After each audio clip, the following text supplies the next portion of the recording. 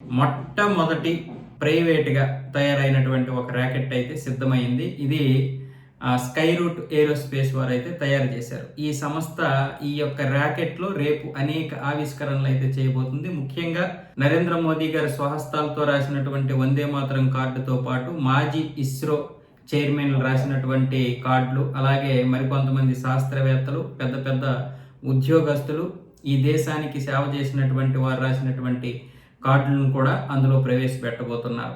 ఈ యొక్క ర్యాకెట్ని రేపు 18వ తారీఖున శ్రీహరికోటలోని సతీష్ ధావన్ అంతరిక్ష కేంద్రంలోని ఫస్ట్ లాంచ్ ప్యాడ్ నుంచి అయితే ప్రయోగించబోతున్నారు.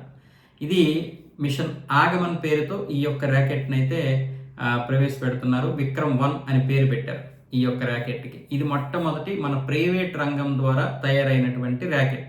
ఇందులోకి రేపు ఇంకొకటి ఏంటంటే, ఈ పేలోడ్లోని మైక్రో ఆర్టిస్ట్ కళాకారుడు అజయ్ కుమార్ గారు 18 క్యారెట్ల బంగారంతో రూపొందించినటువంటి చిన్న ర్యాకెట్ కూడా ఉంటుందంట. దీనిపై సివి రామన్, విక్రమ్ సారాభాయ్, అబ్దుల్ కలాం గారుల సూక్ష్మ రూపాలను చెక్కారు. అవి ఒక్కొక్కటి బియ్యం గింజ పరిమాణం కంటే చిన్నగా ఉన్నాయి. కాస్మోస్ డైమండ్ సంస్థ రూపొందించిన ఆర్ట్ వర్క్ కాస్మిక్ బ్లూమ్ కూడా ఈ పేలోడ్లోనైతే ఉంది. మొత్తానికి ఇది గనక సక్సెస్ అయిన తర్వాత మనకి ప్రైవేట్ రంగంలో కూడా అంతరిక్ష కేంద్రం అనేది చాలా బాగా పనిచేస్తుంది. ఆ విధంగా భారతదేశం ఒక అడుగు ముందుకు వేసినట్లే అవుతుంది.